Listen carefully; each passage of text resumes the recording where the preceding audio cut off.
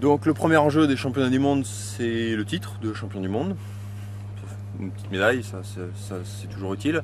Et le deuxième gros enjeu, qui peut s'échanger avec le premier, c'est la qualification pour les Jeux, puisque c'est le début déjà de la campagne olympique. Et donc là, cette année, en double, ils prendront les 11 premiers qui seront qualifiés directement pour les Jeux olympiques de l'année prochaine, auxquels on rajoutera 2 bateaux sur une régate de rattrapage, mais faut pas trop compter dessus. Donc bon, il vaut mieux rentrer dans les 11 premiers dès cette année, parce que c'est quand même une sérénité pour travailler l'année prochaine.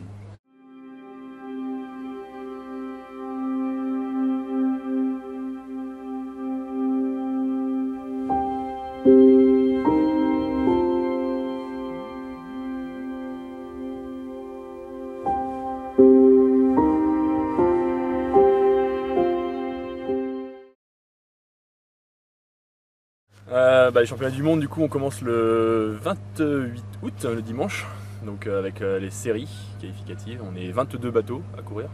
Donc a priori, ça devrait être le premier qui devra passer, le premier de chaque série qui devra passer directement en demi, et les autres par les repêchages. Après, il y a les repêchages le mardi d'après.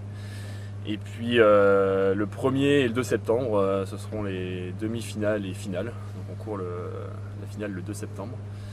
Et donc là, faudra aller chercher ce qu'il y a à chercher. Déjà, on va se focaliser sur chaque course. Et puis, il y a des beaux adversaires. Donc les adversaires sont essentiellement les Néo-Zélandais là, qui ont tout gagné depuis leur championnat du monde l'année dernière à domicile. Les Allemands qui reviennent en forme, champion du monde 2009.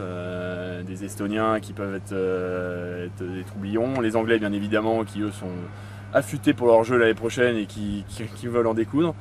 Et puis sans oublier les champions olympiques en titre australiens, ou les champions olympiques de 2000 et vice-champions olympiques 2004, les Slovènes, qui seront à domicile, donc qui pourront être de gros challengers. Et à mon avis, on va